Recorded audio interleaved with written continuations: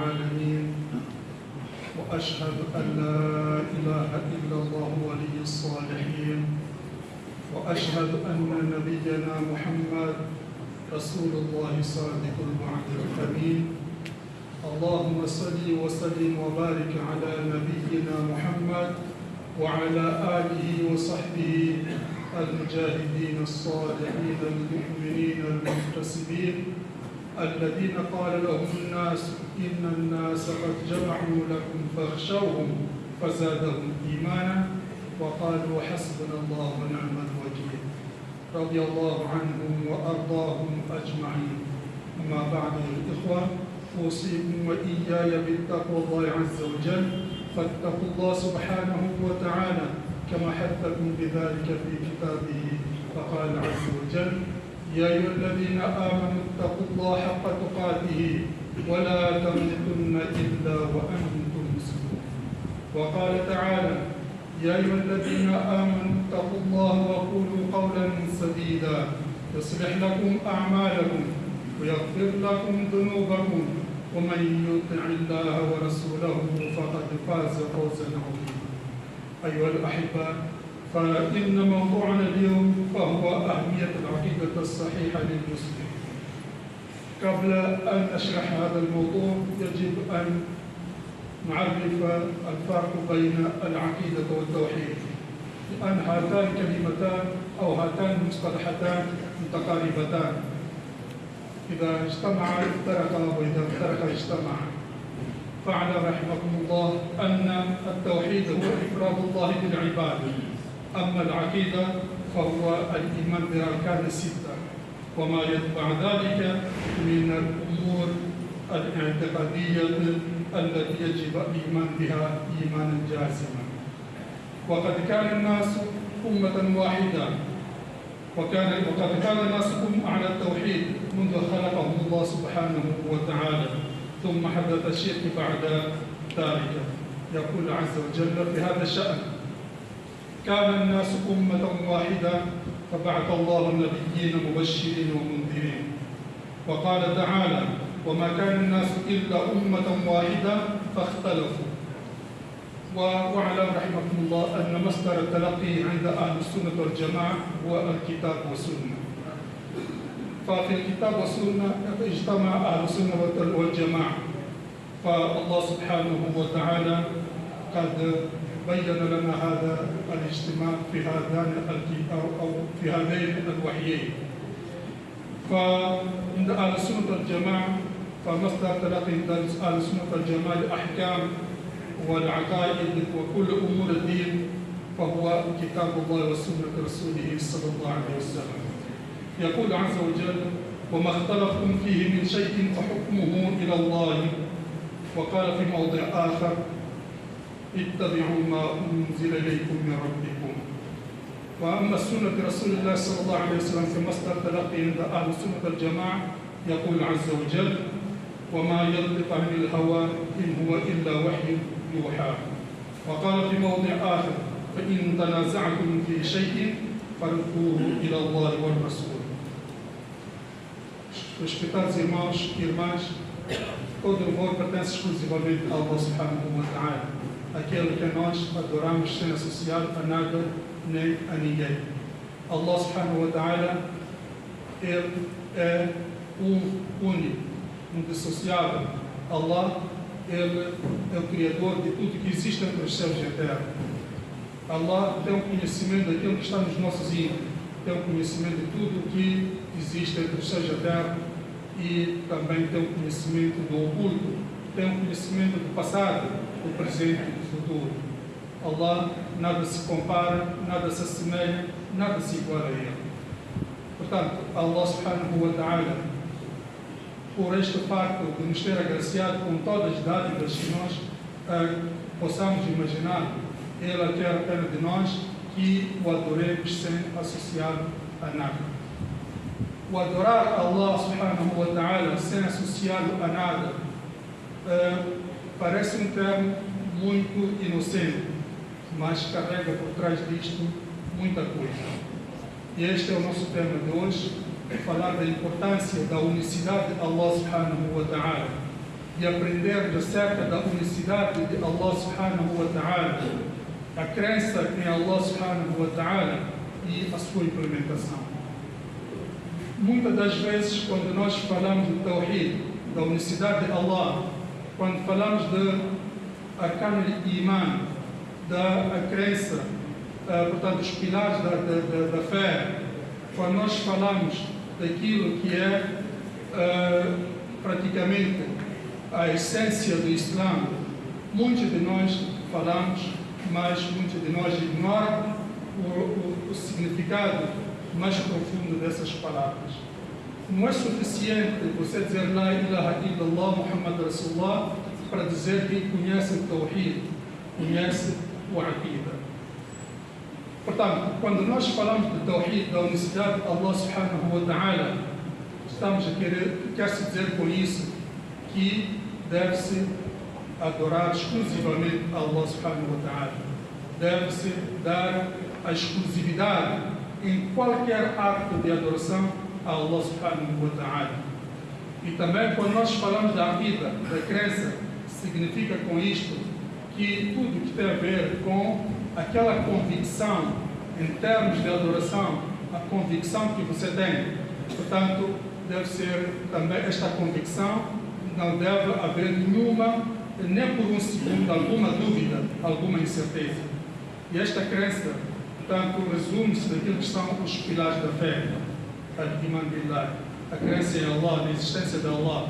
Isto também podemos fazer um outro toque, mas de forma resumida, a crença em Allah, nos seus anjos, nos seus livros, nas suas escrituras, nos seus mensageiros, portanto, também no último dia, no dia do juízo final, e consiste também na crença no destino, seja ele bom ou mau. Devemos acreditar na existência do decreto de Allah subhanahu wa ta'ala. Portanto, isto de uma forma muito resumida é aquilo que podemos dizer o conceito do Tawhid e o conceito da Aqida, da crença. Essas duas coisas, portanto, elas muitas das vezes misturamos, porque são coisas desassociadas. O Aqida e o Tawhid são coisas que todo muçulmano é obrigado a conhecer. Você pode ter a fé como quiser, você pode fazer salat quantos quiser, você pode conhecer o tafsir como quiser, conhecer o fiqh como quiser, mas se você não tem conhecimento do Tawhid, do Aqida, tudo torna-se inútil. Por isso que Rasulullah sallallahu alaihi wasallam, ele ficou em Meca durante 13 anos. Ficou em Meca no início da sua missão, ficou em Meca durante 13 anos. Não foi em vão. Portanto, se nós formos analisar a história do Islã, aquilo que foi a pregação de Rasulullah sallallahu alaihi wasallam, em fases, etapas, todas elas nos tiramos de ensinamento. Não foi por acaso que Rasulullah sallallahu alaihi wasallam ficou em Meca durante 13 anos a ensinar uma coisa às pessoas, aquela gente toda, a ensinar o Tawhid, a ensinar a unicidade de Allah subhanahu wa ta'ala, a ensinar a crença em Allah subhanahu wa ta'ala. Isto não foi em vão. Portanto, é preciso, eu repito aqui, que todos nós aprofundemos o conhecimento acerca do Tawhid, acerca do Aqida, da nossa fé, da nossa crença, da unicidade de Allah subhanahu wa ta'ala. Por isso que muitos de nós, apesar de fazer salat, apesar de fazer o hajj, apesar de praticar muitas ações, mas ainda tem muita deficiência neste campo. E isto aprende-se, não se adquire assim na rua, é preciso aprender. E hoje em dia as formas de aprendizagem são, portanto, mais eficientes que antigamente. Temos áreas disponíveis a qualquer momento para poder ensinar estes assuntos. Portanto, eu fico admirado muitas das vezes, sou muito criticado, porque eu tenho uma outra visão, uma maneira de pensar. Muitos de nós gostamos de falar, de discutir, de nos separarmos em assuntos banais. Aquilo que é a essência do Islã não nos divide, não nos separa, não faz nada. Portanto, Rasulullah sallallahu alaihi wasallam, ele ficou em Meca durante 13 anos a ensinar o Tawhid a seu povo. E isto é que separou a ele da sua família, separou isto a ele dos seus próximos, separou a ele da sua comunidade e teve que emigrar, só por causa do Tawhid. E hoje nós invertemos o cenário. E eu digo, são palavras minhas, de todas as vezes que nós invertemos a ordem natural daquilo que Allah estipulou, vai dar resultado caos. Isto é a regra.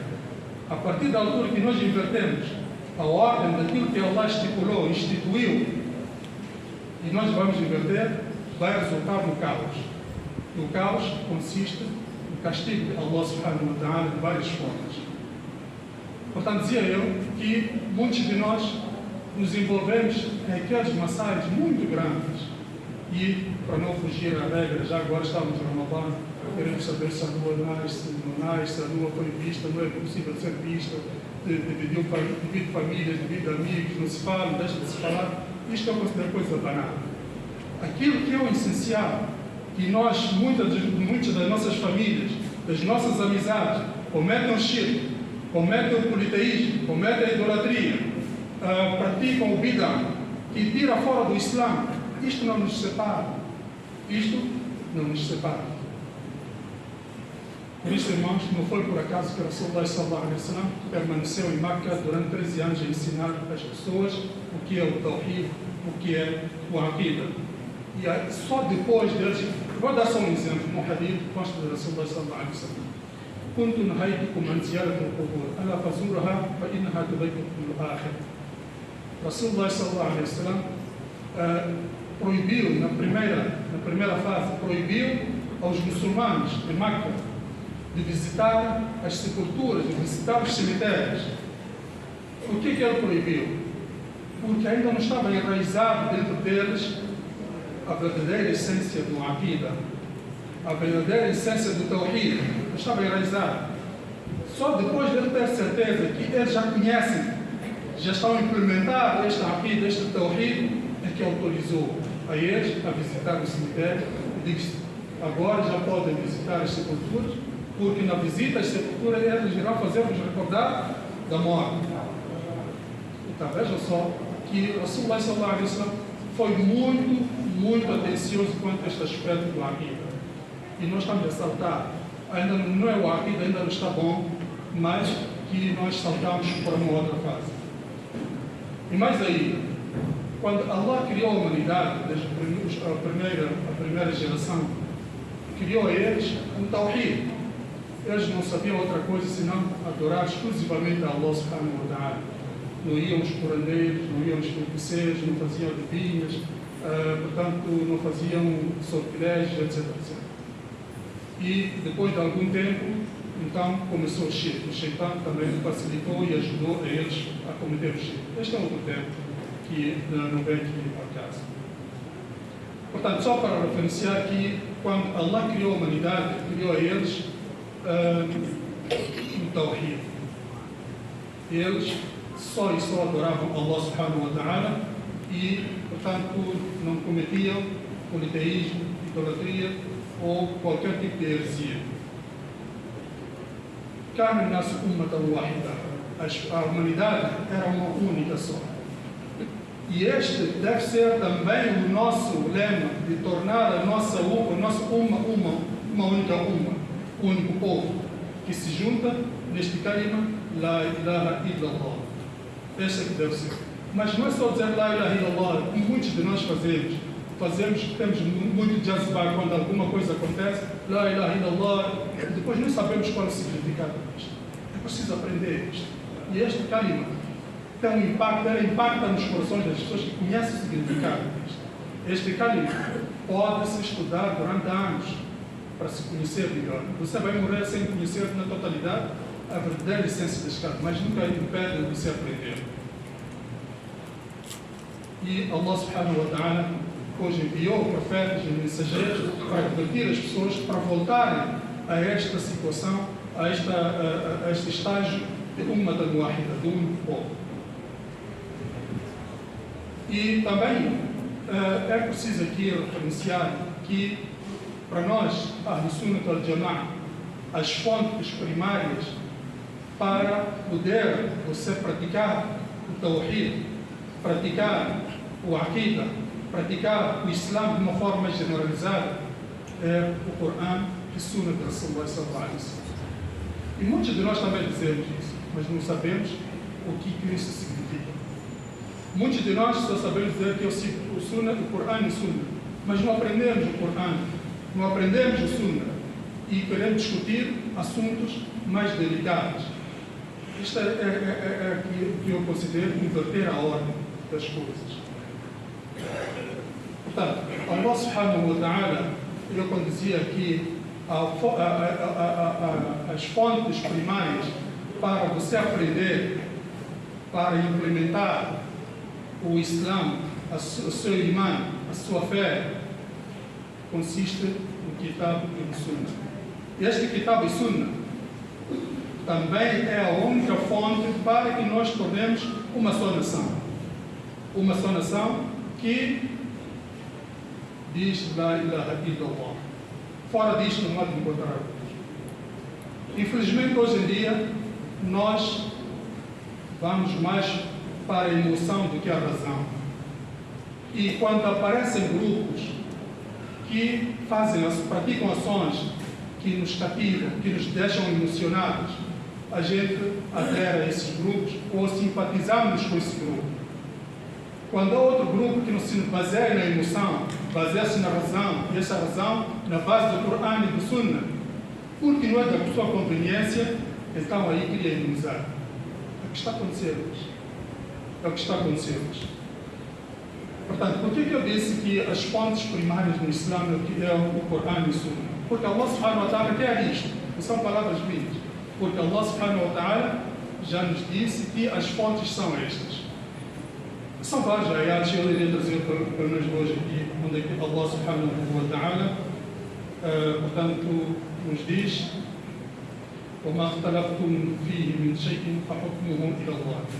Se vocês tiverem divergências, tiverem opiniões que fazem vocês divergirem-se, as vossas posições, a vossa maneira de analisar as coisas divergirem, então voltem-se para o hukm de Allah subhanahu wa ta'ala. Voltem para aquilo que Allah diz. Então, na base disto significa aquilo que é a sua conveniência, a sua simpatia pela essa posição. Então, a partir da altura que Allah diz uma coisa que contraria aquilo que é a sua conveniência, a sua simpatia pelo grupo, pela opinião, você deve pôr de lado. E hoje não está a acontecer isto. E também Allah subhanahu wa ta'ala no outro ayah diz: ittabi'u ma unzila ilaykum min rabbikum. Sigam. E esta vem na ordem, na forma imperativa. Sigam aquilo que é vos revelado pelo vosso Senhor. Então é o Corão, não outro. É aquilo que nós devemos seguir. E também no Sunnah, as palavras, as práticas, as ações de Rasulullah sallallahu alaihi wasallam são consideradas também como fonte primária. Porque aquilo que o Rasul sallallahu alaihi wasallam fala, ele não fala ele mesmo. Tudo que ele fala é uma revelação divina. Portanto, tudo que o Rasul sallallahu alaihi wasallam, desde que se tornou profeta, como mensageiro de Allah, tudo que ele falava, tudo que ele fazia era inspiração da parte de Allah.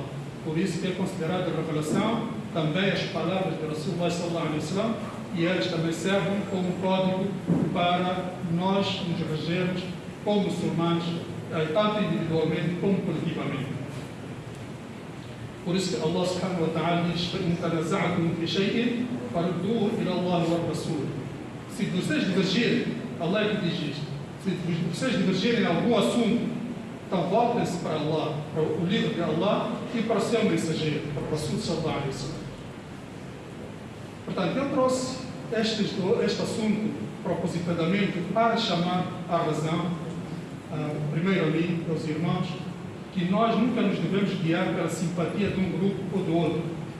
Não nos devemos ficar emocionados porque um grupo, ou seja lá quem for, fez uma ação muito bonita, muito cativante, que até você tirou like.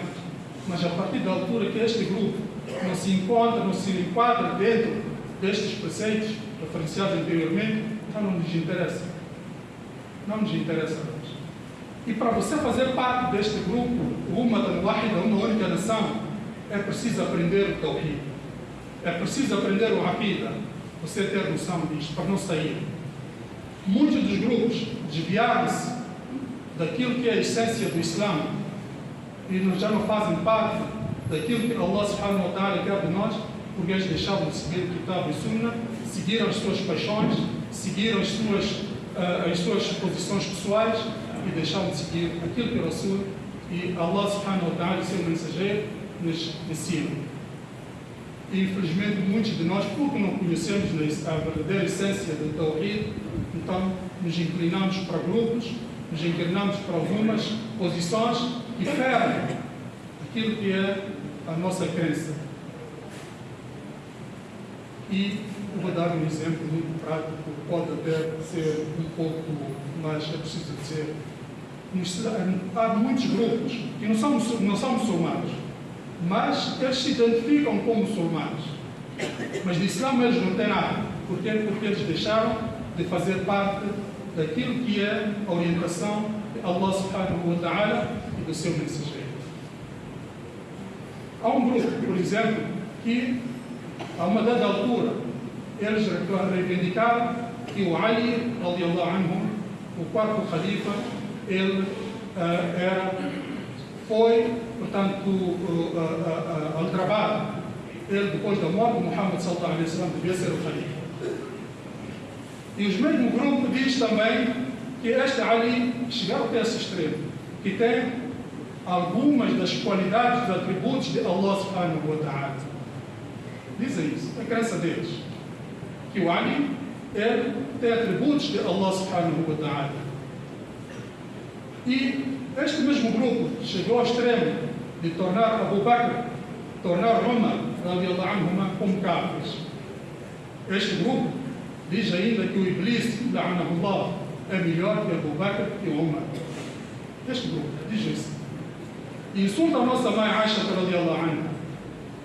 E ela, como uma pessoa, uma mãe, que Allah subhanahu wa ta'ala protegeu a hora de dignidade dela no Corão, como ela é uma pessoa indecente. E nós, porque este mesmo grupo faz coisas que aparentemente agradam os nossos olhos, então nós damos preferência a eles, nos inclinamos a eles em detrimento daqueles que estão na razão. Eu queria dizer com isto que no Islã não funciona a emoção. No Islã funciona a razão na base do Corão e da Sunnah.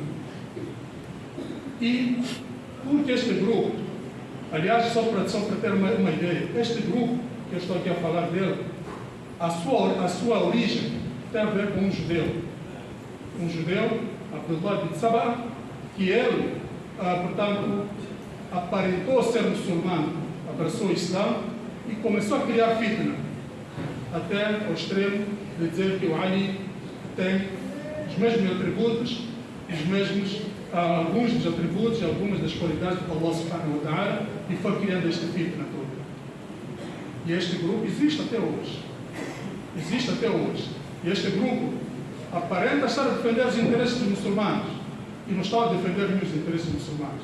Este grupo está a matar os muçulmanos. Vocês já repararam que muitas das mortes, das carnificinas, dos genocídios que estão a acontecer nos países islâmicos, quem está a perpetrar são aparentemente aquilo que nós consideramos muçulmanos. Por quê? Porque eles não se identificam com os muçulmanos e nunca se identificaram, este grupo que eu estou a referir. E eles arranjam grupinhos aqui e ali em cada país e vão armar a eles para destruir os muçulmanos. Nunca foi o objetivo deles, portanto, de ajudar e também proteger os muçulmanos, os verdadeiros muçulmanos. E este mesmo grupo comove a opinião pública, comove os nossos interatos intelectuais para eles poderem dar razão a eles politicamente, para dar razão a eles e convencer os outros que eles são muçulmanos. Eles não são muçulmanos. Vejamos só que eles armam grupinhos em cada país para criar genocídios, para criar matanças. E nós ficamos ali a aplaudir a eles que estes. E vejamos só, o inimigo comum do muçulmano hoje são os judeus. Mas esse mesmo grupo que se identifica como sendo os seguidores de Ali radiallahu anhu falsamente, eles nunca tornaram este inimigo comum como inimigo declarado até os extremo. Se eles têm dinheiro, têm armas, por que não vão destruir aquele inimigo? Só sabem ir até a Síria para matar muçulmanos. Vão até o Iêmen para matar muçulmanos. Este é o objetivo deles. Este é o objetivo deles. E nós, infelizmente, porque ouvimos nas televisões de que eles travaram, estão como é que se diz na linguagem política, eu não entendo muito política, mas que eles estão a defender os interesses da Palestina e por isso prometeram como se diz, assaltar ou invadir a Israel. São falácias, nós já ouvimos isso há muitos anos. Eles são amigos dos judeus, porque a essência dele também é do judaísmo. Eles nunca vão fazer nada a Israel. Aqui tudo é para comover a nós. Que Allah subhanahu wa ta'ala faça com que nós sejamos aquelas pessoas íntegras, pessoas que seguem Corão e Sunna, para que Allah subhanahu wa ta'ala fortifique. Apesar da nossa fraqueza, nós continuemos naquele imã, com aquela crença, com aquele tawhid que Rasulullah sallallahu alaihi wa sallam nos ensinou. بارك الله لي ولكم في الوحي ونفعني واياكم بما فيهما من الايات والذكر الحكيم اقول ما سمعتم واستغفر الله لي ولكم ولسائر المسلمين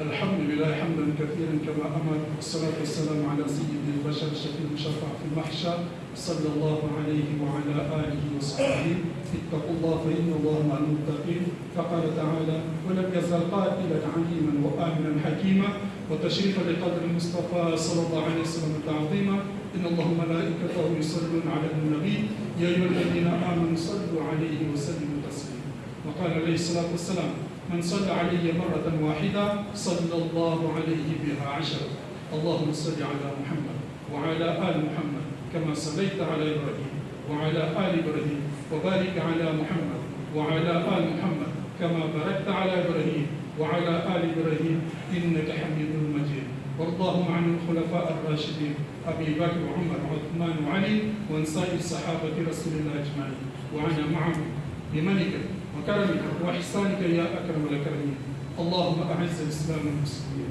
اللهم أعز الإسلام والمسلمين اللهم أعز الإسلام والمسلمين وذل الشرك والمشركين ودمر أعداء الدين يا رب العالمين اللهم انصر إخواننا المستضعفين في فلسطين اللهم انصر إخواننا المستضعفين في فلسطين اللهم انصر إخواننا المجاهدين للإسلام اللهم انصرهم اللهم انصرهم اللهم ثبت أقدامهم وانصرهم على القوم الكافرين ربنا آتنا في الدنيا حسنة وفي الآخرة حسنة وقنا عذاب النار ربنا تقبل منا إنك أنت السميع العليم وتب علينا إنك أنت التواب الرحيم اللهم طهر قلوبنا من النفاق وألسنتنا من الكذب وأعيننا من الخيانة وأموالنا من الشبهات يا رب العالمين عباد الله إن الله يأمر بالعدل والإحسان وإيتاء ذي القربى وينهى عن الفحشاء والمنكر والبغي يعظكم لعلكم تذكرون اذكروا الله العظيم يذكركم واشكروا على نعمه يزدكم ولذكر الله أكبر والله يعلم ما تصنعون وقم للصلاة يرحمكم الله.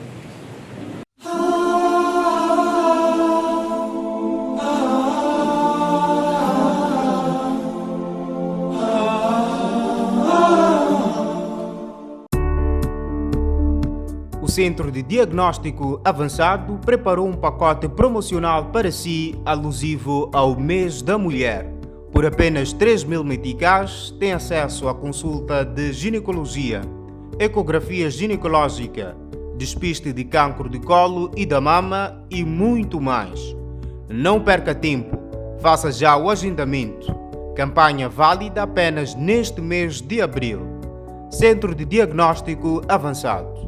Cuidados especializados, cuidados de confiança.